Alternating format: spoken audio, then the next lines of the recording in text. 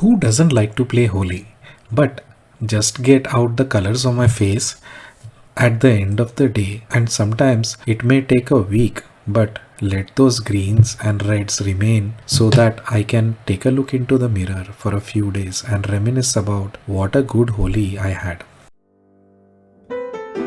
Hello friends, welcome to my channel All Things Spiritual. In today's video, I will reveal some hidden information about the backstory of Holi. So stay till the end for some Holi secrets. Holi celebration takes place with a lot of joy and verve throughout the country of India, and now it's becoming acceptable part of the Western society as well, where Indians are a part of it. Differences of any sort are drowned in colored waters of Holi, and the people just enjoy being a child again. Children particularly enjoy the festival and they throw water-filled balloons at anyone passing by, and they have an answer to them stating, "Please don't feel bad," and they evoke a smile on an irritated face. Also, not forgetting the mouth-watering specialities like gujia, malpua, matri, puranpoli, dahivadas, etc., downed with a glass of thandai.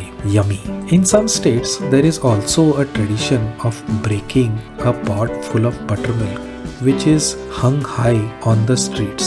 A group of boys form a human pyramid and one of them break the pot. All this is done while women throw buckets of color of water at them and sing folk songs. And after the wild eventful day, the evenings are then celebrated in a dignified manner by visiting friends and relatives. People exchange sweets and hug each other and convey warm wishes of Holi. These days, there are people who also participate and organize Holi meets and enjoy the festival till late in the night. Most of you know about the king Hiranyakashipu, and he needs no introduction. He won over the kingdom of earth, and he was so egoistic that he commanded everybody in his kingdom to worship only him. But to his great disappointment, his son Prahlad became an ardent devotee of Lord Narayana and refused to worship his father. By the way, shout out to a friend of mine whose name is also Prahlad.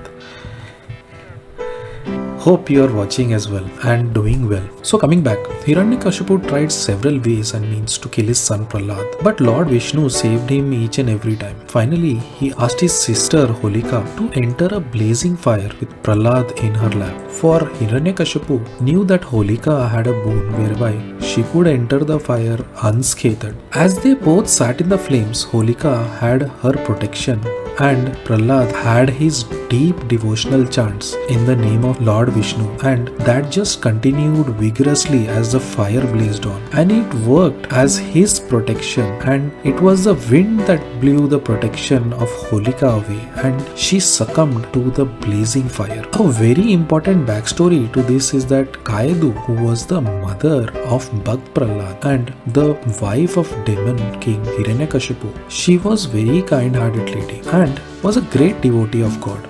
She also tried her level best to change the mind of her husband in order to make him a devotee of God, but she couldn't. And she was also gifted by God to give birth to a very pious and noble son who was Bhakt Prahlad. But she and her son Prahlad became ardent devotees of Lord Vishnu. Since she was taught about the importance of worshipping Lord Vishnu while Prahlad was in her womb, and this was done by sage Narada. On hearing the divine words of Narada, both the mother and the child became holy and contained great spiritual powers in them. While she was pregnant, sage Narada took Kayedu to his ashram and treated her like his own daughter. After finishing his penance, and when Hiranyakashipu returned, sage Narad handed over Kayedu respectfully to him. After some time, Bhakt Prahlad was born, and due to this induction of his in the womb itself, he became a sincere devotee of Lord Vishnu. Think about this for a moment. If you understand this,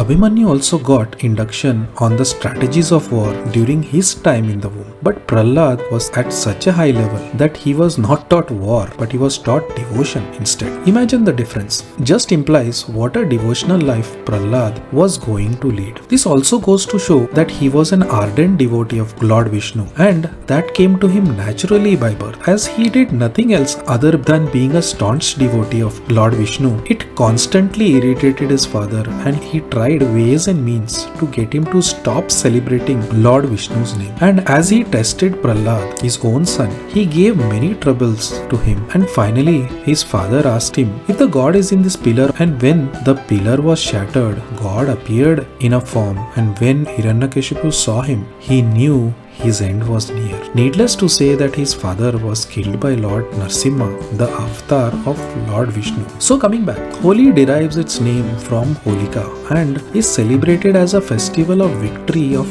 good over evil. It goes to show that if you are close with God, and if even by deception you end up in the wrong place, God would still protect you no matter what the situation. Others who deceive you, like here in the example of Holika, will be unmasked, and their evil ways will deceive them in their time of need. Always therefore prefer the right over the wrong, as you do not know when evil would be ready to pounce on you. Holi is thus celebrated as the triumph of a devotee, as the legend depicts that anybody, howsoever strong, cannot harm a true devotee, and those who dare torture a true devotee of God shall be reduced to ashes.